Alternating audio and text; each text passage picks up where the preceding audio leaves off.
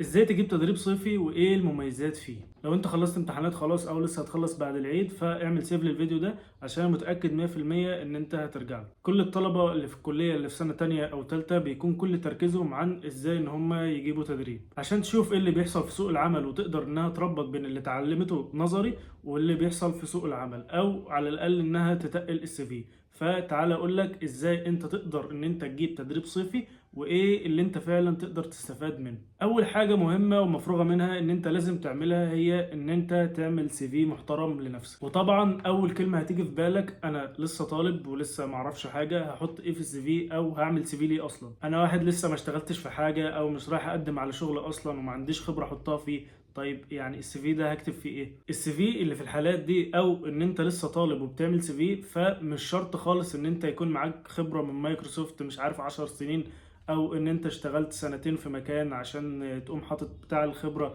والحاجات اللي انت اتعلمتها. مش شرط كده خالص. الكلام ده تعمله امتى؟ لما انت تكون خلاص اتخرجت واشتغلت مثلا فترة في مكان معين فادوك شهادة خبرة تقدر ان انت تحطها في السي في. فده حاجة وده حاجة، انت خلاص يعني اتخرجت وشغال، انما انت دلوقتي طالب لسه ما عندكش خبره، تحط ايه؟ فلو انت طالب الطبيعي اللي انت بتحطه في السي في اول حاجه بياناتك الشخصيه، دي بقى شامله كل بياناتك. بعد كده بتعمل بريف بسيط عنك بتوضح انت مين او التراك اللي انت بتستخدمه وبتقدم ايه والكلام ده كله. بعد كده بتحط السكشن بتاع التعليم، انت في كليه ايه والمفروض هتتخرج امتى. بعد كده لو انت اتدربت مع حد قبل كده فانت بتحط التدريب ده في السكشن اللي بعده. بعد الكلام ده كله بتحط اهم سكشن وهو السكشن بتاع مشاريع. ما ينفعش السكشن ده ما يكونش موجود خالص في السي في ده بالذات. ايه هو طيب المشروع؟ مش شرط ان انت تكون اشتغلت على مشروع كبير او مشروع فعلي وتحطه، طبعا لو في كده او انت اشتغلت على حاجه فريلانس فانت يعني طبعا تحط حاجه زي كده. بس لو ما كانش فيه فانت بتحط المشاريع اللي انت طبقت فيها.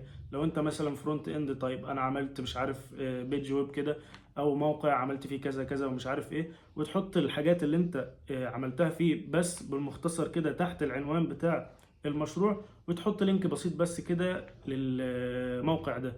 لو انت مثلا باك بتحط الحاجه اللي انت عملتها ايا كان التراك بقى، فانت بتسرد المشاريع اللي انت عملتها بحيث انت تحت هتحط السكشن بتاع التولز والكورسز اللي انت اتعلمتها.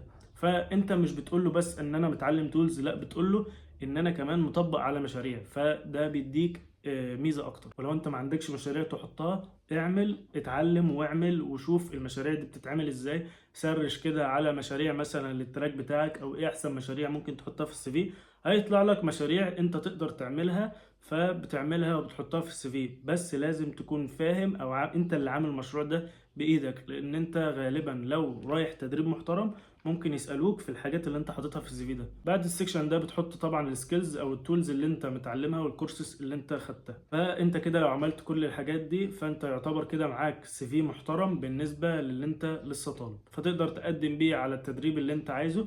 وملحوظه برضو، الشركات او الناس اللي بتبقى منزله التدريبات دي هم بيبقوا مستهدفين الطلبه اللي بيبقوا مثلا في سن تانية او تالتة، هم غالبا ده السن اللي بيبقوا عايزينه يعني.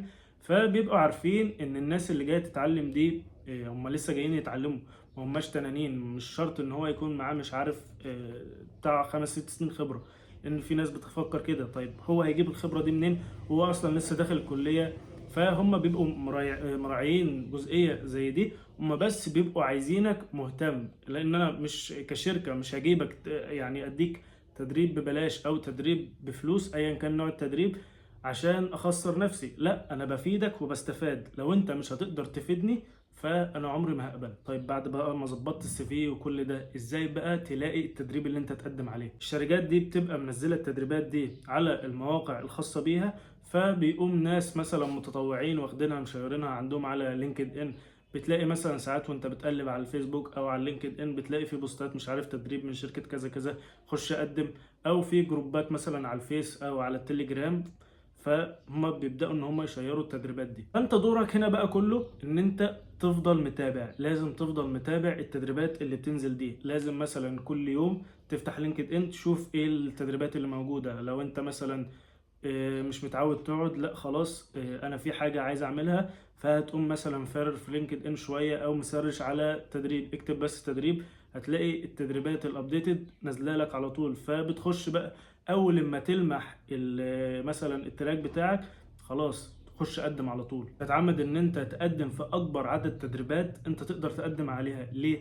لان في ناس بتقوم مقدمه مثلا على تدريب وليكن مثلا في فودافون، يقول لك انا مش عايز غير التدريب ده وانا مقدمه ومظبطه واللي هو مظبط نفسه عليه، فهو مش عايز قال يعني يقدم في تدريب تاني عشان هو خلاص ضمن بقى ان هو هيتقبل في فودافون او مايكروسوفت، وخلاص بقى مش عايز اللي هو يشغل نفسه. الراجل بقى ايه يعني ضامن ان انت خلاص هتتقبل، فبيقوم طبعا ما يتقبلش في التدريب اللي هو عامل حسابه عليه، ومن ناحية تانية بيكون خسر التدريبات اللي هي متاحة الفترة دي. او مثلا حد يقول لك انا مش هقدم في تدريبات كتير عشان ما شتتش نفسي واتقبل بقى مش مثلا في 10 تدريبات وهبقى محتار اروح فين ومش عارف ايه، فهبقى كده بضر نفسي.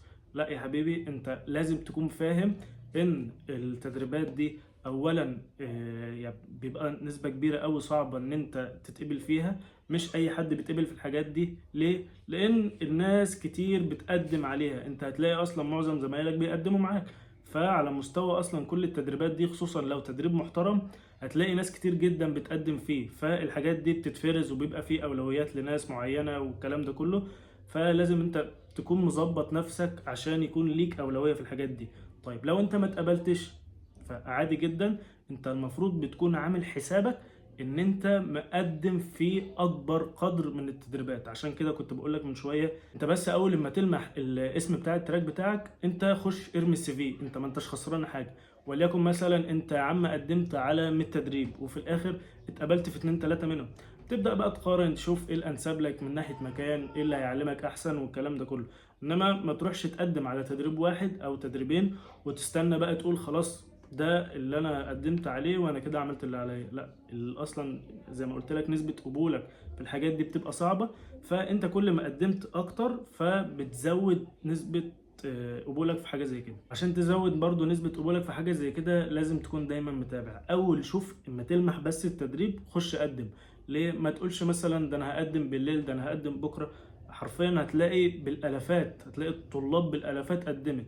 فلو انت مثلا قارنوا بينك وبين حد ولقوه كويس وانت كويس فبياخدوا بأولوية التقديم. فانت اول لما التدريب قد ينزل او بتشوف حاجة زي كده نزلت، فانت على طول خش قدم وما تكسلش. فانت في الطريقة دي بتحاول تزود فرصك على قد ما تقدر ان انت تتقبل. طبعا ان انت تقدم في تدريب بدري او حاجة مش هيجي غير اما انت تكون متابع على طول اول باول. وفي جروب تليجرام حرفيا بينزل فيه كل التدريبات، هسيبه لك تحت في الكومنتس او في الديسكريبشن. وملحوظه انا يعني مش مستفيد حاجه خالص من الحاجات دي، يعني هو جروب اصلا معروف، ففعلا خش ودور شوف اخر مثلا كام تدريب لسه متاح ان انت تقدم عليه، خش وقلب كده وقدم وهتتقبل ان شاء الله. طيب ايه بقى الفايده ان انت تخش تدريب صيفي عموما؟ اول حاجه طبعا وهي الخبره، انت هتستفيد خبره جامده من تدريب زي ده. هو بيبقى مدته شهر او شهرين على حسب التدريب اللي انت مقدم عليه. فانت بس مش بتقدر ان انت تستفيد كنظري او ان هم يعلموك حاجات في التراك، لا كمان هم بيقدروا ان هم يعلموك حاجات من ارض الواقع من ارض الشركة، حاجات انت تقدر تربط كده الحاجات اللي انت اتعلمتها كنظري او كتكنيكال بالحاجات اللي بتحصل في سوق العمل. وده اصلا اللي بيكون معظم الطلبة مفتقراه اليومين دول، فده بيضيف لك جامد. طبعا لما بتخلص بتاخد شهادة ان انت اتممت تدريب زي ده، وخصوصا لو التدريب كان من مكان محترم او انت فعلا اتعلمت، ففي الحالة دي فعلا بيضيف لك في السي في. بس مثلا حاجة زي كده بتفيدك انها بتزود فرص قبولك في الشغل بعد كده، خصوصا لو انت مثلا اتدربت مع شركة معينة وجيت بعد ما اتخرجت قدمت السي في بتاعك في نفس الشركة، لو طالبين نفس البوزيشن، فده طبيعي، يعني طبيعي بيزود فرص قبولك في الشركة دي. لان انت خلاص انت اتدربت معاهم قبل كده، عرفت الدنيا ماشية ازاي، اتعاملت مع الناس، فهم مش هيدخلوا عليهم واحد غريب لو قدامهم فرصة ان هم ياخدوا واحد متدرب معاهم قبل كده. غير كده مميزات الحاجات دي هي المعارف، ان انت بتبدأ ان انت تعرف الناس او بتعامل ناس اصلا انت عمرك ما كنت تتخيل ان انت تتعامل معاهم. بيبقى ناس جاية تتعلم من محافظات مختلفة، فانت بتبدأ ان انت تعرفهم وتتعامل معاهم. والمعارف دي غالبا هتفيدك بعد كده، لو مثلا حد وقع قدامه شغل معين او يقدر يخدمك بحاجة معينة اكيد مش هيتأخر عليه. واصلا من طرق ان انت تقدم في التدريبات، ان لو انت مثلا عندك واحد قريبك او واحد معرفة شغال في شركة معينة وهو عارف ان الشركة دي طالبة ناس تتدرب عندها او حتى مش طالبين، فهو من خلال الواسطة الآخر أو المعارف هو بيبدأ إن هو يزقك إن أنت تتدرب في الشركة دي. وفي الحالة دي يعني هي ما بتبقاش واسطة بقى اللي هو يعني رشوة أو الكلام ده، لا عادي، هو بيبقى واحد معرفة بيخدمك في حاجة زي كده، فبيبقى الشركة جايباه من مصدر موثوق اللي هو خلاص في واحد مش عارف احنا اتعاملنا معاه قبل كده، فهو هيجيب واحد بس يتدرب او بيبقى ليه افضليه عن الناس التانية. اكبر دليل على الكلام ده ان انت لما بتيجي تقدم على تدريبات فساعات بتلاقي سيكشن بس بيسالك عن انت ليك قرايب في الشركه ولا لا، او ليك معارف ولا لا، ولو ليك بيبدا يسالك هو مين وايه الاي دي بتاعه ومش عارف ايه. فلو انت فعلا ليك حاجه زي كده فده بيديك افضليه عن الناس التانية. طبعا مش معنى ان انا قلت حاجه زي كده فالناس اللي ما عندهاش ناس قرايبها او ناس معارف تقوم راكنه وتقول خلاص بقى ده الناس دول بس اللي بيتقبلوا. لا عادي، اصلا معظم الناس ما بيبقاش عندهم قرايب، فانت بتقدم وفي ناس كتير بتتقبل سواء كده او كده عادي، هو كله بيبقى بمجهودك في الاول والاخر. يعني انت لو عندك واحد قريبك ورحت قدمت انت اصلا لا تفقه شيء او مش كويس فانت اكيد مش هتتقبل، مش هياخدوك بس عشان مجرد عندهم ناس معرفة ولا حاجة، هو بيبقى حاجة بس بتزق، فلازم انت برضو تكون كويس لو في حالة زي كده. نكون خلصنا الفيديو، وتابع طبعا الفترة دي، خش الجروبات وقلب على لينكد ان زي ما قلت لك، لان الفترة دي هي فترة التقديمات وهتلاقي معظم التدريبات الصيفية نازلة في الفترة دي، فخليك متابع دايما وقدم. وبالتوفيق ان شاء الله، ولو استفدت مني حاجة ما تنساش تعمل لايك وشير وسبسكرايب. سلام.